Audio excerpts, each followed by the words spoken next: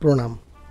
আপনাদের সকলকে ৭৮তম স্বাধীনতা দিবসের অনেক অনেক শুভেচ্ছা এবং অভিনন্দন। ১৯৪৭ সালের ১৫ই আগস্ট ভারত ব্রিটিশ সাম্রাজ্যের পতন ঘটিয়ে ব্রিটিশদের ঔপনিবেশিক কবল থেকে মুক্তি পায়। কিন্তু এই মুক্তি বা এই স্বাধীনতা অতি সহজে আসেনি। এর জন্য বহু স্বাধীনতা সংগ্রামীরা প্রাণ দিয়েছেন। অনেক রক্তপাতের বিনিময়ে এই স্বাধীনতা এসেছে।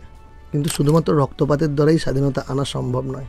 স্বাধীনতা আনতে গেলে দরকার একটা বিশাল শিক্ষা, একটা শিক্ষা ব্যবস্থা, পড়াশোনার দরকার, জ্ঞানের দরকার। শত্রুর সাথে মোকাবিলা করতে গেলে জ্ঞান অবশ্যই দরকার। সেই প্রজন্মের স্বাধীনতা সংগ্রামীদের কাছে এরকমই একটি জ্ঞানের ভাণ্ডার প্রেরণা স্বরূপ ছিল, সেটি হচ্ছে শ্রীমদ্ ভগবদ্ গীতা। কিন্তু দুর্ভাগ্যজনক বিষয় হচ্ছে এই যে এই শ্রীমদ্ ভগবদ্ গীতা যে কীভাবে স্বাধীনতা সংগ্রামে ভূমিকা পালন করেছিল সে বিষয়ে আমাদের পাঠ্যপুস্তকে খুব কমই বর্ণনা করা হয়েছে। ভগবদ্গীতাকে অনেকে শুধুমাত্র সামান্য একটি ধর্মগ্রন্থ হিসেবেই বিবেচনা করে নিয়েছেন।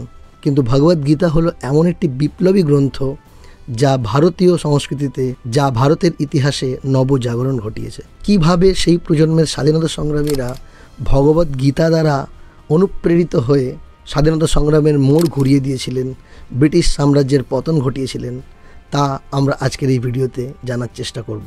ভিডিওটি শুরু করার আগে আপনাদের কাছে একটি ছোট্ট অনুরোধ। আমাদের এই শাস্ত্রীয় সিরিজের ভিডিওগুলি যদি আপনাদের ভালো লেগে থাকে তাহলে আপনারা অবশ্যই চ্যানেলটি সাবস্ক্রাইব করুন। যদি যোগ্য মনে হয় তাহলে শেয়ার করার মাধ্যমে ভিডিওগুলি অন্যজনকে দেখার সুযোগ করে দিন। আমরা ফিরে আসছি ভারতের স্বাধীনতা সংগ্রামে ভগবদ্গীতার ভূমিকার আলোচনায়। ভগবদ্গীতার যে শাস্ত্র, সেই শাস্ত্রকে অবশ্যই বৈদিক জ্ঞানের সারমর্ম বলে মনে করা হয়। বিংশ শতাব্দীর প্রথমার্ধে লোকমান্য বালগঙ্গাধর তিলক এবং ঋষি শ্রী অরবিন্দ ঘোষ এই শাস্ত্রের দুটি উল্লেখযোগ্য ভাষ্য রচনা করেন এবং পরবর্তীকালে মহাত্মা গান্ধীও গীতার ভাষ্য রচনা করেন।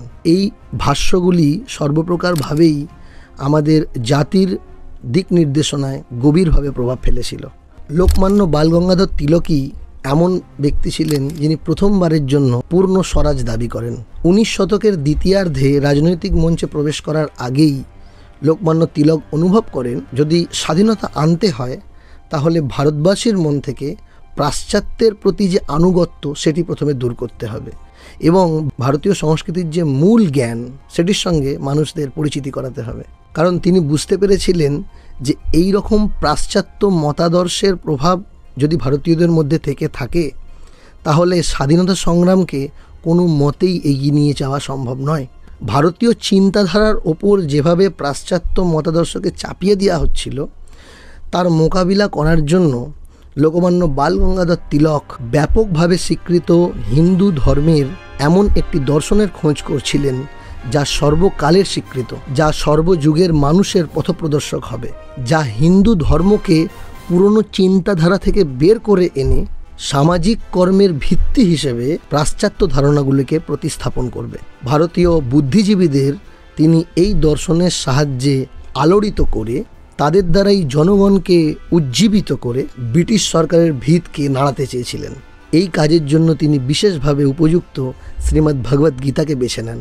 লোকমান্য তিলক এই ভগবদ্গীতা শাস্ত্রকে শুধুমাত্র ধর্মগ্রন্থ পরিমণ্ডল থেকে বের করে এনে বৃহত্তর সমাজের মঙ্গলের জন্য এক সামাজিক ও রাষ্ট্রীয় রূপ দিতে চেয়েছিলেন, যা সরাসরি জনসাধারণের মনে জাতীয়তাবাদের বা ন্যাশনালিজমের আবেগ তৈরি করবে। এটা তখন খুব দরকার ছিল। মানে আমরা স্বাধীন হব কি করে? আমাদের চিন্তাধারা যদি স্বাধীন না হয়, আমরা যদি নিজের মনের ভেতরে স্বাধীনতা না আনতে পারি তাহলে আমরা বাইরের থেকে স্বাধীন হয়েও কিছু করতে পারবো না।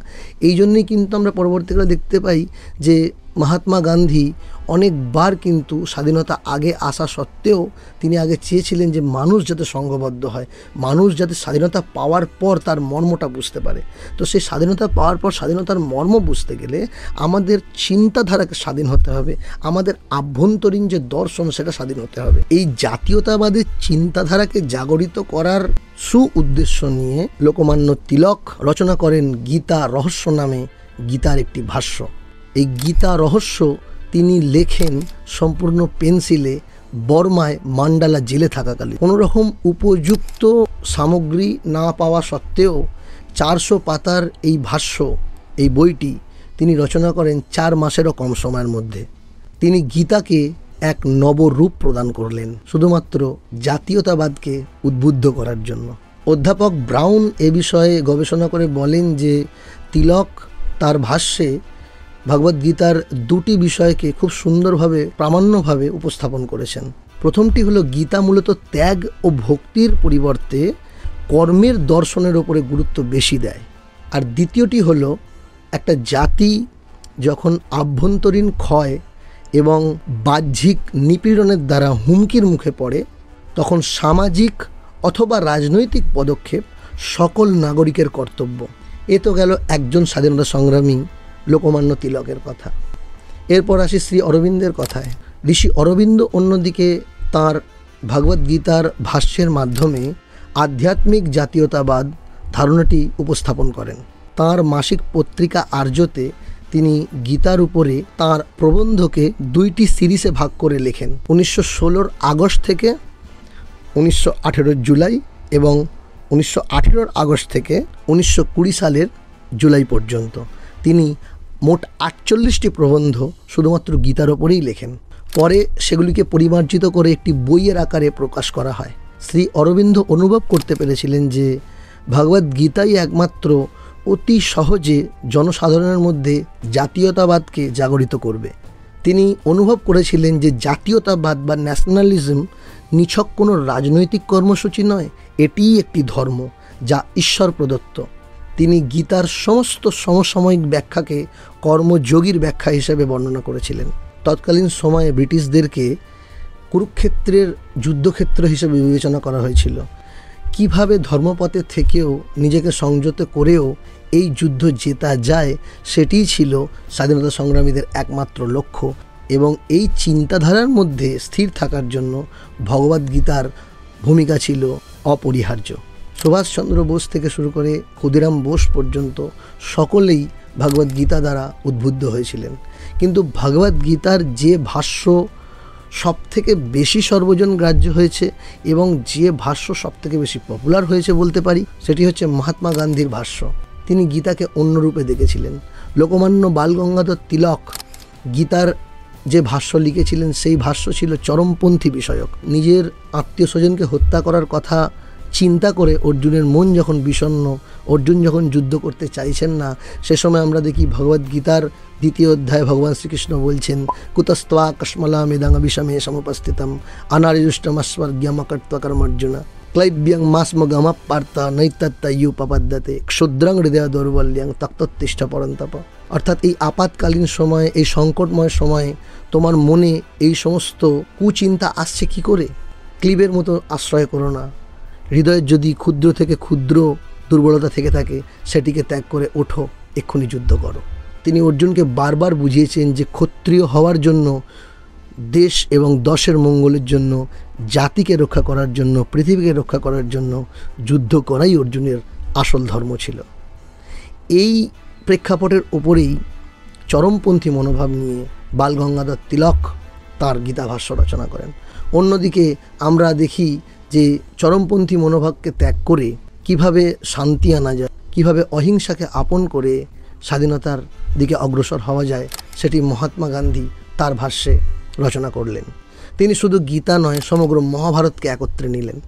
তিনি প্রেক্ষাপটটাকে বোঝার চেষ্টা করলেন, কারণ আগে দেখা যায় যে ভগবান শ্রীকৃষ্ণই অনেকবার চেষ্টা করেছেন যে এই যুদ্ধ যাতে না হয়, এই যুদ্ধ যাতে অহিংসার মাধ্যমে, শান্তির মাধ্যমে এড়ানো যায়, যাতে যুদ্ধ না করেও পৃথিবীর মঙ্গল করা যায়, কারণ যুদ্ধ হওয়া মানেই কিছু না কিছু অমঙ্গল হবে।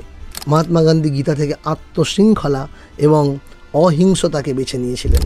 তো সহিংস আন্দোলন হোক কিংবা অহিংস, চরমপন্থী হোক কিংবা নরমপন্থী, আমরা ভারতীয় স্বাধীনতা সংগ্রামের সর্ব জায়গাতেই ভগবদ্গীতার একটি উজ্জ্বল উপস্থিতি দেখতে পাচ্ছি। চরমপন্থী হন বা নরমপন্থী, 2 ধরনের নেতাই কিন্তু চাইতেন যে ভারতবর্ষ যাতে আলটিমেটলি স্বাধীন হয়, এবং তারা নিজেদের মতো করে ভগবদ্গীতাকে বেছে নিয়ে উপস্থাপন করেছেন এবং সফল হয়েছেন। আমরা বলতে পারি না যে শুধুমাত্র চরমপন্থী মনোভাবের জন্য ভারতবর্ষ সফল হয়েছে, আমরা বলতে পারি না শুধুমাত্র নরমপন্থী মনোভাবের জন্য ভারতবর্ষ সফল হয়েছে। এই সমস্ত ঘটনাকে একত্র করে যে নিষ্কর্ষ বেরিয়েছিল, যে পরিণাম বেরিয়েছিল, সেটাই হচ্ছে ভারতবর্ষের সফলতা, স্বাধীনতার সফলতা। আমরা আরও দেখি যে 1905 সালের যখন কলকাতায় যখন স্বদেশী আন্দোলন হচ্ছে, সেখানে 50,000 লোক কালী মন্দিরের যাত্রা করছেন বিদেশিদের পণ্য বয়কট করার জন্য। সেখানেও কিন্তু সেই 50,000 লোকের হাতে একটি করে ভগবদ গীতা ছিল। এমনও সময় গেছে যখন ব্রিটিশরা কোনো ভারতীয়র কাছে যদি 1 কপির বেশি গীতা দেখতে পেত, তখন তাকে বিপজ্জনক বলে শনাক্তকরণ করত, তার প্রতি প্রমাদ গুনত। স্বাধীনতা সংগ্রামের ওপরে ভগবদ গীতার এত প্রভাব লক্ষ্য করে 1927 সালে গোরক্ষপুর গীতা প্রেস কয়েক লক্ষ গীতার কপি বিনামূল্যে ডিস্ট্রিবিউট করেছিল।